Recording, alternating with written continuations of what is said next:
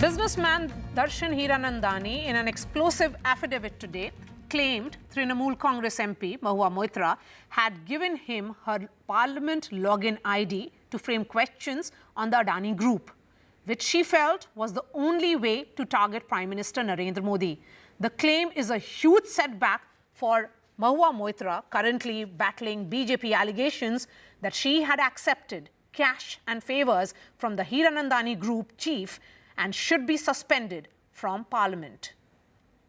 Darshan Hiranandani goes on to say that she was a very dominating person, very ambitious, and she would demand various favours which he met to retain her support. This certainly is a big twist that is coming in with this sworn affidavit that has been filed by Darshan Hiranandani. We have Vasudha Venugopal joining us live.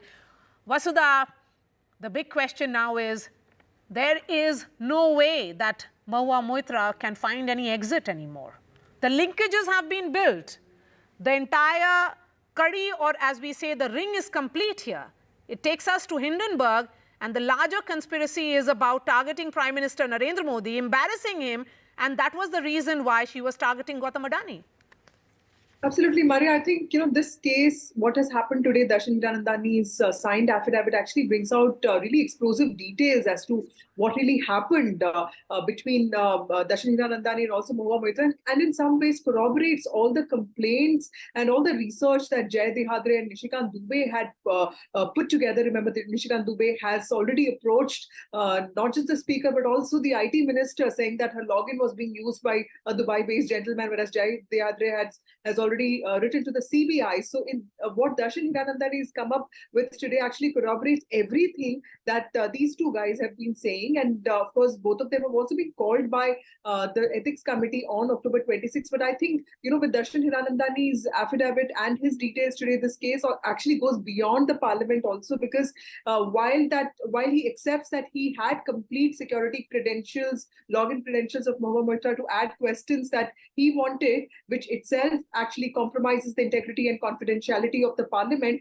there is another thing that he accepts, that Mahua Moitra was also in touch with a lot of Indian and foreign journalists, that is Suchita Dalal and Pallavi Shroff and Shardul Shroff, and a whole bunch of media organizations, international media organizations like BBC and YT. And she was also in touch with, of course, she also had great relations with the opposition leaders like Rahul Gandhi and Shashi Tharoor. And in some ways, Mr. Hiranandani has very clearly and categorically said that he was giving her a lot of favors. He was buying her a lot of expensive gifts and arranging logistical support for her travel expenses, and also helping her decorate her house. And all of this was happening while he also admits that at many points I did feel that I was being taken advantage of, but I needed her help. So in some ways, this boils down to asking questions about Mahua Moitra's own integrity, because she's the public representative, and there are rules of conduct for every MP here. So, Vasudha, just hold on to your thoughts. Majid Memon is joining us on the phone line. Majid Memon, this affidavit certainly will be seen as a setback for Mahua Moitra, but it also opens up Pandora's box, because the linkages are being built, and all those who have been named in this affidavit must be investigated, so that the real picture, the truth must come out. Let me tell you, Maria, I have no authority to speak on behalf of TMC. Number one, I can only answer your queries as a practicing criminal lawyer, because probably I have some experience with regard to making of such accusations, the substance in the accusations, and what happens, and to what extent there is truth in it, etc. First and foremost, for your viewers, all of us must remember that as far as this story is concerned of allegation against Mahua for taking gifts, etc., from A, B, C, whosoever it be, is under examination by the Parliamentary Committee on Ethics. And therefore, best course is that you have any material, instead of giving it to media, you should better give it to that committee, which is the proper authority investigating the story. But then this is, I think, ill-motivated to publicize, defame somebody, rush to media and say, file an affidavit.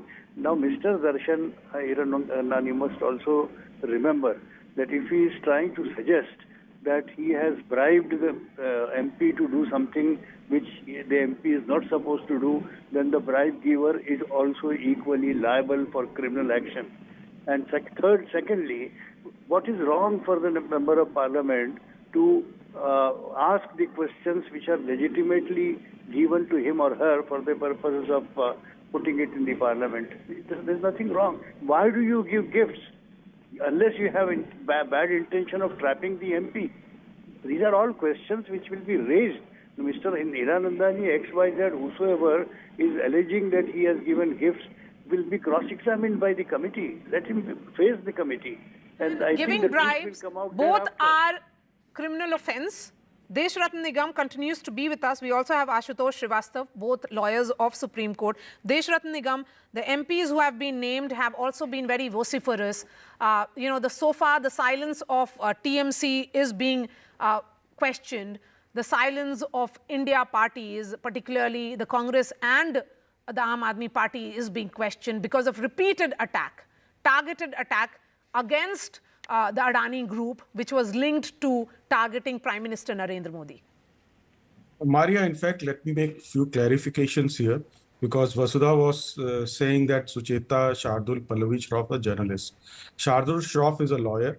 Pallavi Shroff is also a lawyer. Yes. She is a daughter of former Chief Justice of India, P.N. Bhagwati. So that clarification is required. Yes, both are only lawyers. Sucheta Dalal is the only journalist and a writer. So, but yes, the targeting has been going on since, if you recall, the Prime Minister has been targeted without verifying anything, unverified claims which went to the Supreme Court in the Rafale matter, where Rahul Gandhi had to, give unconditional apology.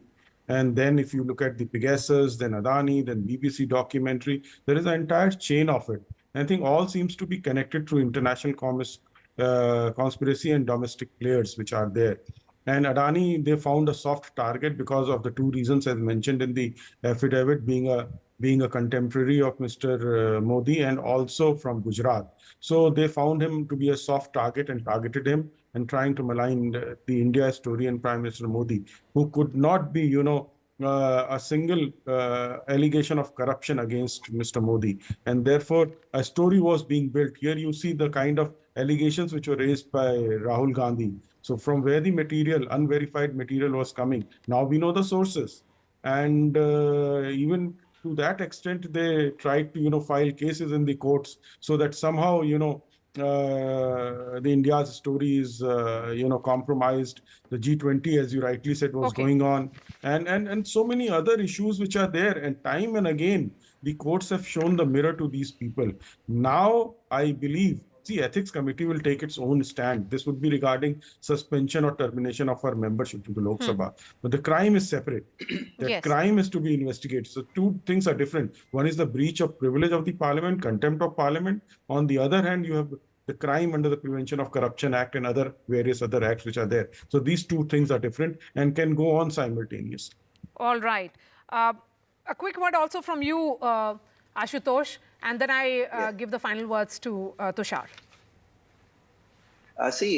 We know that in 2005, around 11 MPs were expelled from the parliament for cash for query issue, and based on the report submitted by the Bansal committee.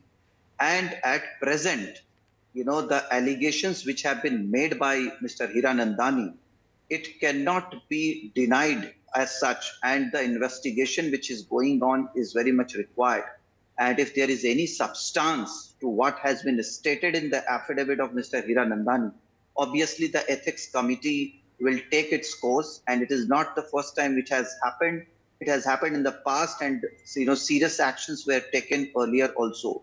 So it's a very, very serious issue so far as the democratic system of this country is concerned. Yes. And the ethics of a parliamentarian it goes beyond ethics, certainly. Now it goes beyond ethics, Tushar.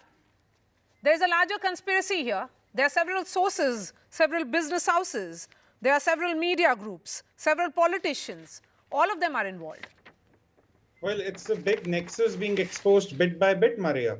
You look at the report that came out in the Financial Times recently, and there was no response from the market. So even the markets are not now acknowledging any of these exposure, any of these reports against Adani Group. But the question is, who started them and at whose behest? Look, the businessman who suddenly decided to turn approver is no saint either.